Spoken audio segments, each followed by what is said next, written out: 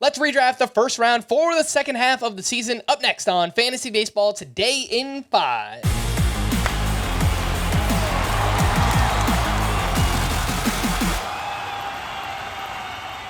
Welcome into FBT in 5 on Thursday, July 18th. I am Frank Stampfl, joined by Scott White, and we'll do it in groups of 4, redrafting the first round. But the top 4 picks, Aaron Judge, Shohei Ohtani, Bobby Witt Jr., and Gunnar Henderson. Not really any surprises here, Scott, but Gunnar Henderson's breakout season has now landed him as one of the top 4 picks. Yeah, I mean, he's number 3 in home runs behind just the top 2, Aaron Judge and Shohei Ohtani. He's really improved in every way from his rookie season, rookie of the year winning season. But most notably with that power production has emerged as an elite slugger, but he's running more, batting up in the near the top of the Orioles lineup. So that he's able to accumulate a lot of runs and RBI, just really dominating in all phases of the game, and is eligible at shortstop and third base. So I think Gunnar Henderson is a pretty easy call here. I think maybe the biggest question in this range of players would be whether you go Judge or Ohtani at number 1. Judge is in first in home runs by a few, as was also true in 2022, another year when offense was down. Those outlier barrel rates are just able to make that much more of an impact when the ball isn't carrying as well. I'm not sure if that's going to continue in the second half, given that home run production was way up in July. So maybe the environment is normalizing. Maybe a new batch of balls has been mixed into play. Who can say? But for now, I'm going to say Judge over Ohtani. Close call that it is. Picks 5 through 8 in the first round. We have Juan Soto, Jose Ramirez, Elly De La Cruz, and Trey Turner, who has been on fire since returning from the IL. Another name here, Scott, like Gunnar, Elly De La Cruz, a young player who has emerged this season. He's got 46 steals at the break. I agree. I think totally worthy of a top 7 pick rest of season. Yeah, it's just such an advantage in that one category. And of course, he's going to give you home runs as well.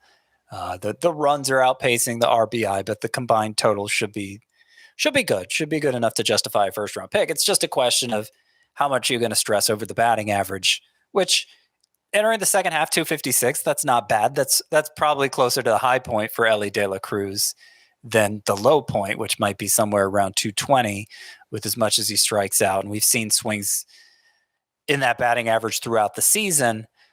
But I think, as long as he hits 240 or so with as big of a stolen base boost as he's going to give you while still providing power and all of that, I think Elly De La Cruz justifies this spot. And I don't think it'd be much lower in a points league for what it's worth, because when you're getting that many 2 points per steal and you have that many more steals than everybody else, it adds up to a lot of production, even with the strikeouts counting against him.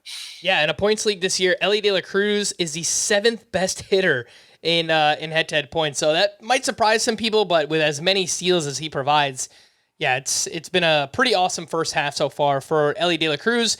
Picks 9 through 12 in the first round. We have Freddie Freeman, Bryce Harper, Kyle Tucker, and Yordan Alvarez.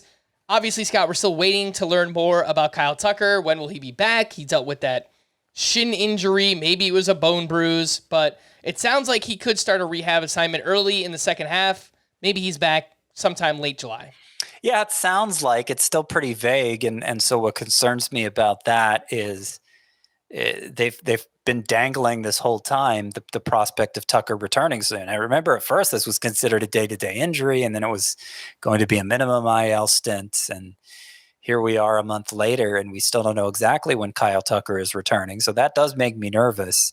And it's why I've dropped him down behind the first baseman there, Freddie Freeman and Bryce Harper. But I remain hopeful that this is the time they really mean it, that Tucker's about to come back. And at the time he went down, it was a pretty close call who was the top player in fantasy between him and Aaron Judge and Shohei Ohtani. Tucker was right in that discussion. As a power speed guy, the batting average was much higher earlier in the season. He doesn't strike out much. Had a little bit of a slump right before he went on the IL that brought the batting average down a bit. But I think if he did return, we'd see him back closer to 300, because I think that's more what the batted ball profile calls for. So still a lot of optimism for Tucker, but probably the most questionable of the first round picks here.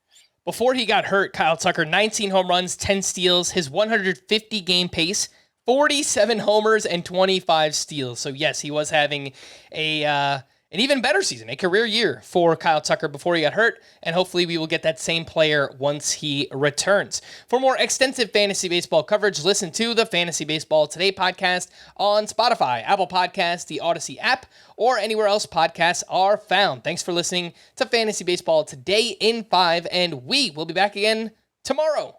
Bye-bye.